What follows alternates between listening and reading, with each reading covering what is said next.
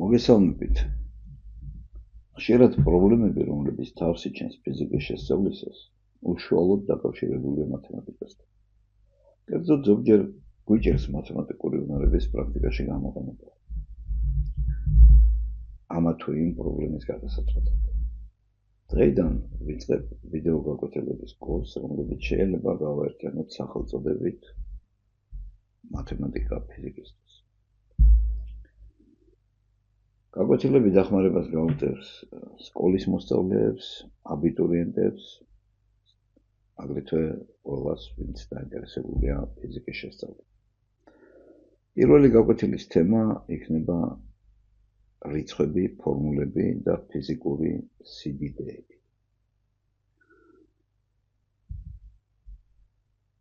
და ესეთი უპირატესობების გამო ჩვენ უპირატესობას ვანიჭებთ ასე ჩაწერას, შეცდომებისგან უფრო მეტად დაცული ხარ ასეთ რიცხვებს ასეთ სახით წერს და ასეთი სახით ახდენ ოპერირებას ამ რიცხვებზე, დიდ რიცხვებზე.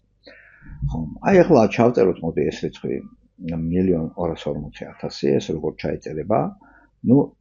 პირველი ერთნიშნა რიცხვით უნდა დავიწყოთ, ერთიანით იწყება ეს რიცხვი, ხო? 1 და დავსვათ მძიმე მის შემდეგ. ესე იგი, პირველად იწერება რიცხვი 1-დან 9-ის ჩათვლით, ხო, რომელიმე ერთნიშნა რიცხვი.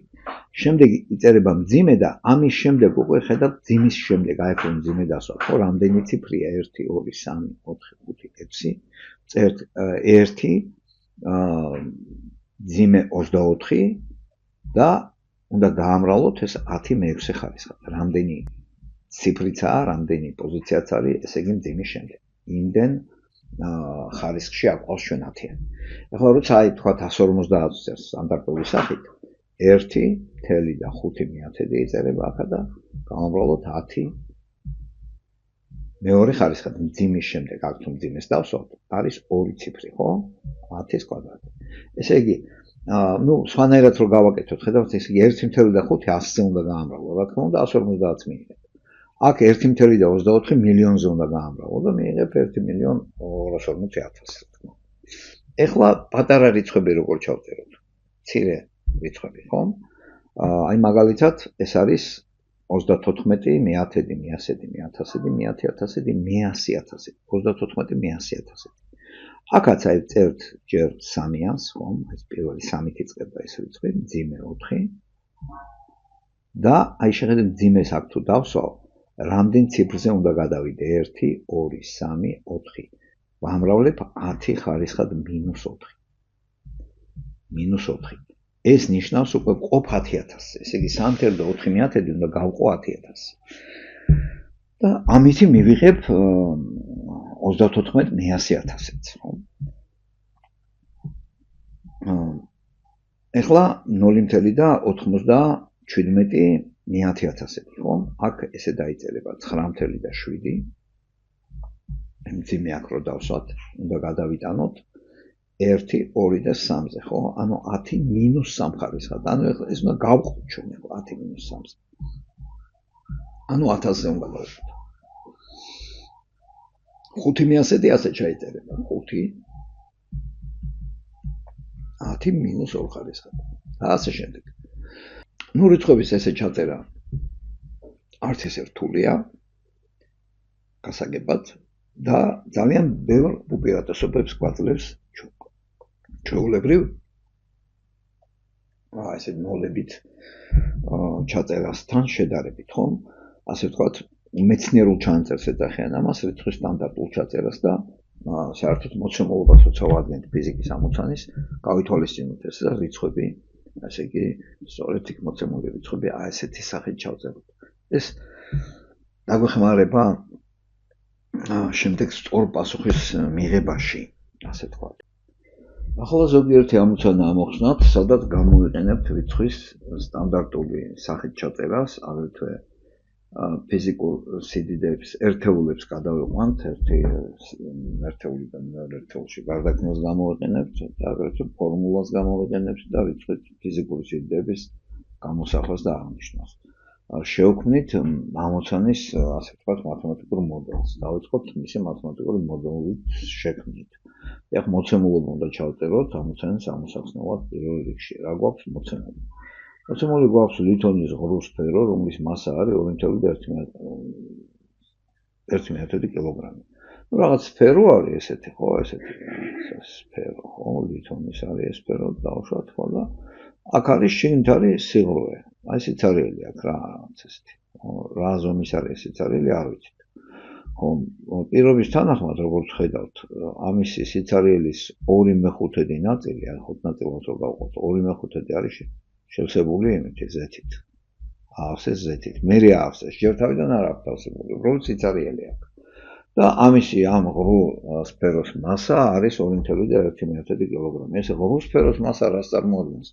თვითონ ლითონის მასა არის, ხო, ესე იგი m ლითონის ავიღოთ, იმიტომ სიცარიელეს ამ შემთხვევაში რომელიც შიგნითაა, ხარს მასა არა. m ლითონი ტოლი არის 2.1 კილოგრამის. ესე იგი შიგნით ამოღებს სიღრუეში მოყოფს სიცარიელეს მასა 0-ის ტოლად გვაქვს მიჩნეული, ხო, 2.1 კილოგრამი არის ამ ლითონის მასა. ეხლა სრული მოცულობა მისი, ერთი თავნიშნოთ ეს მოცულობა, დავუშვათ პირველი იყოს ეს სრული მოცულობა არის 0.5 დეციმეტრი კუბში. ახლა ჭირდება ჩვენ მერთეულის გადაყვანა 0.5 დეციმეტრი კუბში, უნდა გამოვსახოთ რამდენი მეტრი კუბშია. 0.5 დეციმეტრი კუბში. ახლა გავიხსენოთ რომ 1 დეციმეტრი ეს არის 1/10 მეტრი, ხო? 1 დეციმეტრი ესა გახლავთ 10 - 1 ხარისხად მეტრი. ხო. აქ ჩვენ დეციმეტრი კუბში გვაქვს, ხო და კუბური მოცულობა არის რა და ამიტომ ეს კუბში უნდა ავიყვანოთ. 1 დეციმეტრი კუბში არის 10 - 1 ხარისხი ავიყვანოთ კუბში. ანუ 1 დნ კუბში გვექნება ესე იგი 10 - 3 ხარისხად მეტრი კუბში. აი ესეთი გადაყვანა მოხდება. და 10 - 3 ხარისხად აქ 0.5 1 კი არ არის, 0.5-ს დავუწერთ. 0.5 თავის მხრივ არის 10 - 1, ხო? მოდი დავწეროთ ესე ჯერ 0.5 10 - 3 ხარისხად მეტრი კუბი. ანდა მეტრი კუბი, ანდა საბოლოოდ რომ მიცეთ სტანდარტული სახე არის 5 გავამრავლოთ 10 - 4 ხარისხად, ხო? 10 - 4 ხარისხად მეტრი კუბი. აი ესე იქნება ამისი გამოსახვა, წარმოდგენა, ასე ვთქვათ, კუბურ მეტრში გადავიყვანთ მას და ჩავწერთ სტანდარტული სახით. ასეთი ეს არის. კარგით, ეს ჩვენ აქ დამხმარე რაღაცები დავწერეთ და მოდი შენ წავშალოთ არ გინდა, არ გჭირდება, ეს მეტი არ არის დაიკავებს და ხო და შეიძლება რაღაც მეტად ასე შეიძლება შეგიშალოს მე. ეს არის ვეპირველი, ხო, შემდეგ გავაგრძელოთ. მასა მას შემდეგო რაც სიღრუის 2/5 ნაწილი ზეთით შეავსეს, ესე იგი ზეთი ჩაასხეს შიგნით, სუნთლიანად კი არა, 2/5 ნაწილი შეავსეს, ეს ასე ქვემოდან უნდა დამეყო ეს ალბათ ხო ნაწილად. და ნუ თქვათ ეგეთი ისეთი სექციები აქვს და ესე შეავსეს რა 2/5 ასე ვთქვათ ზეთით. მაშინ ამის მერე მისი მასა გახდა m2 თავნიშნოთ ეს მასა გახდა 2 და 172 1000 კილოგრამი. კარგით, ზეთის სიმკვრივე არის აქ მოცემული, როზეთის არის 900 კილოგრამი მეტრი კუბში, როზეთის და ესე იგი ეს არის 900 არის 9 გავამრავლოთ 10 მეორე ხარისხად, ესე შეგვიძლია ჩავწეროთ ესეც კილოგრამი შეფარდებული მეტრი კუბთან და ჩვენ გვექნება უნდა გავიგოთ ამ ლითონის სიმკვრივე. იბოც სფეროს ნივთიერების სიმკვრივე, ანუ რაღაც ლითონის სფეროა, ხო და ამ ლითონის სიმკვრივე უნდა ვიპოვოთ, რო ლითონის ესე დავარქვათ მაინც ამას, ხო ეს არის კითხვის ნიშანი. ხო, ახლა როგორ ვიპოვოთ ეს ლითონის სიმკვრივე? საქმე ის არის, რომ მთლიანი მოცულობა ამისი ეს V1, ხო, არის შედგება რისგან? ლითონის მოცულობისგან ეს V1 არა, ეს 5-10 - 4 ხარისხად მეტრი კუბი, ანუ ეს V1. შედგება, შეხედეთ, ამ თვითონ ლითონის მოცულობისგან V-ლითონი. და ამ V-ლითონს უნდა დავუმატოთ კიდე ეს V სიცარიელე, V სიცარიელე აღნიშნოთ V0-ით. ესე იგი, აი ეს აღნიშნოთ V0-ით, ეს შიგნით აქ ეს არის. და თვითონ ის მოცულობა, რაცაც აი ამ ლითონს გააჩნია, ხო, ეს მოცულობა აღნიშნოთ V ლითონით რა. ამათი ჯამი არის სწორედ ის V პირველი ამ მთლიანი მოცულობა, ამისი, ესე იგი ეს გახლავთ 0.5-10-4 მეტր კუბი. ეხლა ვიპოვოთ მასებს შორის სხვაობა. მასებს შორის სხვაობა მოგცემთ ამ Z-ის მასას, ხო? Z-ის მასას. ესე იგი M2-ს რომ გამოვაკლოთ M1, ეს არის MZ. გამოვთვალოთ მოდი ეს Z-ის მასა, MZ. ესე იგი Z-ის მასა ტოლი არის 2 და 172 1000-ს უნდა გამოვაკლოთ 2 და 1/1000. და ეს იქნება 0 და 0.72 კილოგრამი. 0.72 კილოგრამი. ან ეს რო ჩავწეროთ ახლა სტანდარტული სახით, სამეცნიერო სახით, ასე ვთქვათ. ეს იქნება 72 აკორიანი უნდა, ხო? 7 და 2/1000 10-2 ხარისხად კილოგრამი. აი ესე ჩაიწერება, ხო? 10-2 ხარისხად კილოგრამი, აი ესეთნაირად, ხო? ეს გახლავთ Z-ის მასა. ეხლა გავიგოთ მოდი აი ამ სიცარიელის მოცულობა რამდენია, ხო? ეს V0 რამდენია? ეს რომ გავიგოთ ეს თვითონ უნდა გამოვთვალოთ ამ Z-ის ეს სიცარიელის მოცულობა როგორ უნდა გავიგოთ, ხო? ესე იგი ამ მასათა სხვაობა არის 7.2 და 10-2 ხარისხად კილოგრამი. ეს არის აი ამ სიცარიელის V0-ის, ხო? 2/5 ნაწილი არის, ესე იგი 2/5 ნაწილი V0 არის შევსებული Z-ით. 2/5 V0 რომ გავამრავლოთ Z-ის სიმკვრივეზე, როზე, ხო, ეს იქნება აი ეს Z-ის მასა, MZ-ის. ეს საიდან გამოგდის? გამოგდის ეს ფორმულა არის ის, რომ აი მასა არის სიმკვრივისა და მოცულობის ნამრავლი. M-ი უდრის რო გავამრავლოთ V-ზე. აი ამ ფორმულას ვიყენებთ ახლა ჩვენ აქ. ეს ზოგადი ფორმულა არის, საერთოდ მასა არის სიმკვრივის ნამრავლი მოცულობაზე, ხო? და ჩვენი მოცულობა, სიცარიელის მოცულობა არის V0, მისი 2/5 ნაწილი არის, ესე იგი Z-ის მოცულობა და Z-ის მოცულობა გავამრავლე Z-ის სიმკვრივეზე და უნდა მივიღოთ Z-ის მასა. აქედან ამ გამოსახულებიდან ახლა ჩვენთვის ცნობილი არის Z-ის სიმკვრივე, მასა, Z-ის მასა ასევე და გამოვთვლით V0-ს, რა თქმა უნდა. V0 რო ვიპოვოთ, აქედან ანუ სიცარიელის მოცულობა, ხო? რომ ვიპოვოთ MZ, Z-ის მასა უნდა გაამრავლოთ 5-ზე და უნდა გავყოთ 2 ორჯერ Z-ის სიმკვრივეზე, 2 როზე. ეს უკვე აი მათემატიკური გარდაქმნა ხდება ესე, აქ უცნობი არის V0 და განტოლება არის ჩვეულებრივი ეს V0-ის გამოსახვა გვინდა, ჩვენ ამ უცნობის გამოსახვა გვინდა განჩენი ფიზიკური სიდიდეებით და ესეთნაირად ვიქცევით აქ, ხო, რომ ტოლობის ორივე მხარე, რომ აი ახლა დავუშვათ აქ 2/5-ია, ხო? ეს პროპორციის თანახმად ეს 5-ზე შემიძლია გავამრავლო MZ და შესაბამისად 2-ზე გავყო იგივე MZ. და მივიღებ რომ V0 როზეთი არის, ესე იგი 5/2 MZ და შემდეგ უკვე როზეთზე ვყოფ ამას და უკვე ვღებულობთ ამ მის ნაქვია სიცარიელის მოცულობას. ჩავსვათ რიცხვები და გამოვთვალოთ, მივიღოთ პასუხი. ესე იგი MZ არის 9-10 კვადრატში. ბოდიში ეს როზეთი არის. ეს დავშალოთ რიცხვში გვექნება ჩვენ. ესე იგი რიცხვში გვექნება MZ არის 7 და 2/1000 10-2 ხარისხად კილოგრამი უნდა გავამრავლოთ 5-ზე და შევაფარდოთ ორჯერ 9 გავამრავლოთ 10-ის კვადრატზე, 10 კვადრატი. ნუ აქ გვაქვს 10 - 2 ხარისხად, როგორც ხედავთ, და აქ გვაქვს 10-ის კვადრატი. ნიშნულში 10 კვადრატი იგივე არის, რიცხვში რო დავწერო 10 - 2 ხარისხად. ესე იგი ეს 10 - 2 ხარისხია, იგივე ზემოთ რო დავწერო. ანუ 10 - 2 რო 10 - 2-ზე გავამრავლოთ, იქნება 10 - 4 ხარისხად, ხო? ეს იქნება 10 - 4 ხარისხად. და 5 ჯერ 7.2 არის 36 და 2 ჯერ 9 არის 18. ესე იგი 36 რომ შევაფარდოთ 18-ზე და გავამრავლოთ 10 ხარისხად -4. დიახ.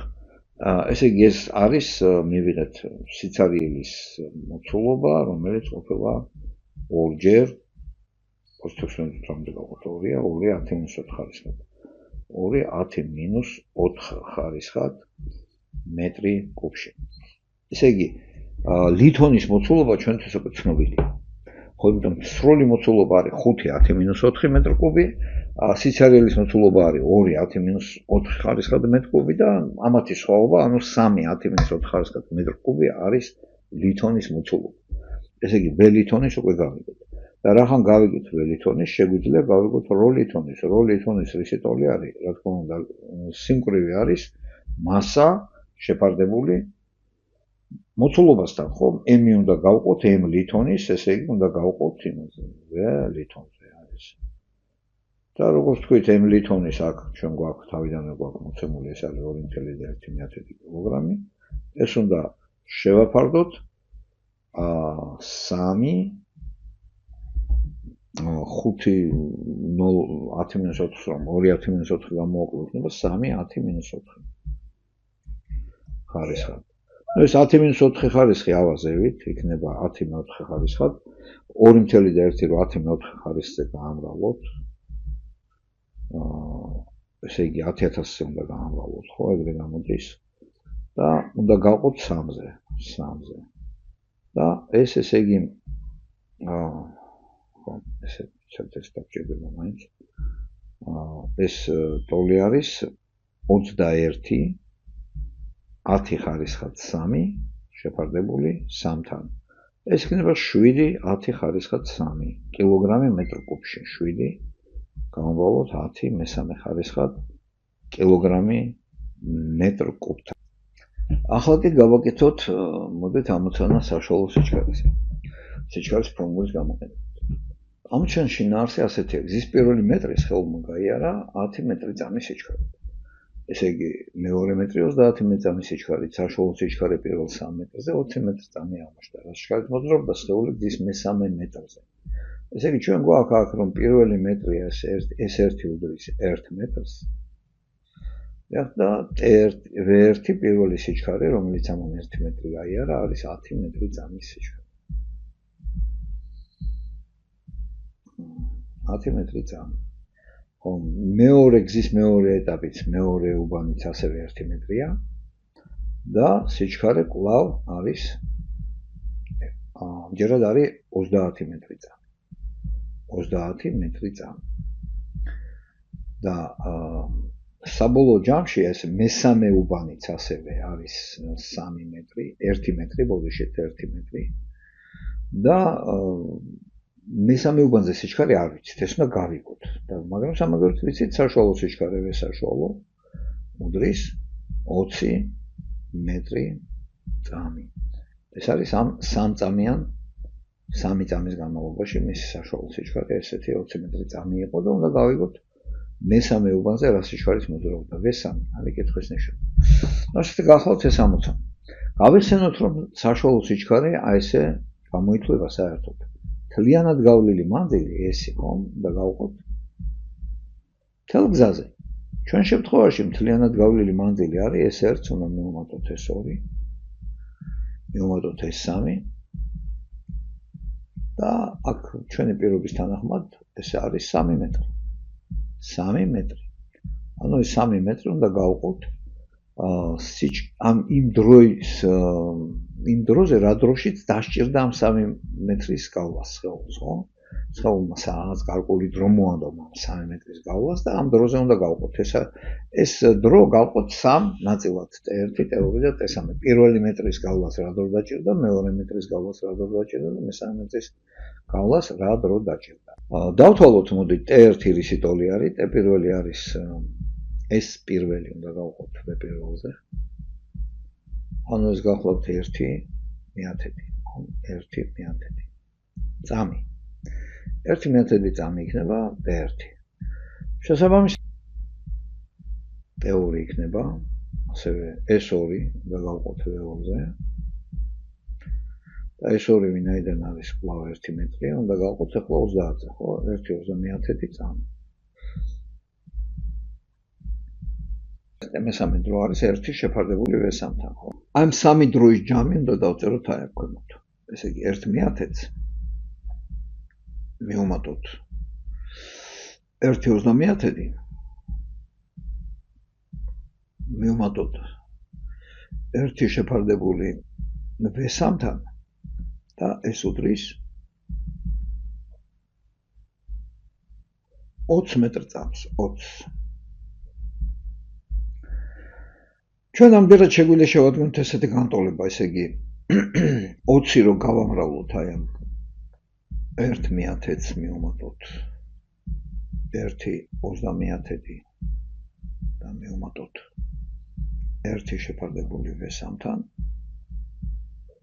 ეს უნდა იყოს 3 სტოლი. 3 სტოლი. და უფრო სწორად გამოდის, რომ აი ეს 1/30 და 1/30-ის ჯამი არის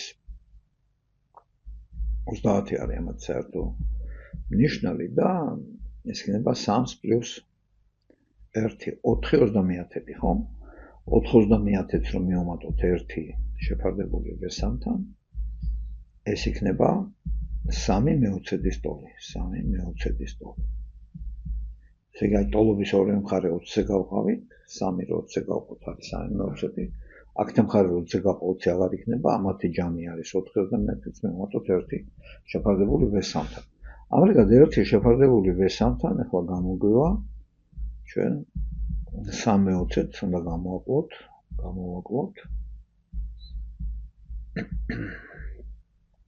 4/30. საერთო მნიშვნელი ამათ იქნება გავართ მნიშვნელი ანუ 60. 60 რო 20-ზე გავყოთ არის 3, ეს არის 9, უნდა გამოვაკლოთ 2 არის 8. 1/60 იქნება ეს. დიახ, 1 შეფარდებული V3-თან არის 1/60. ამრიგად თვითონ V3 არის 1/60 წამი და ანუ V3 გამოდის 60 მეტრი წამში. აი ეს გახლავთ მისი მესამე უბანზე მისი სიჩქარე, ამ სხეულის სიჩქარე. ხო. ასე გახლავთ ამისი ამოხსნა. ამით დავასრულოთ ჩვენი პირველი გაკვეთილი. თუ მოგეწონათ არხი და ჩათვალეთ რომ ამას რაიმე დახმარება შეუძლია რომ გაგიწევოთ, მოიწონეთ არხი, გამოიწერეთ და დაელოდეთ ახალ ვიდეო გაკვეთილებს. წარმატებებს გისურვებთ.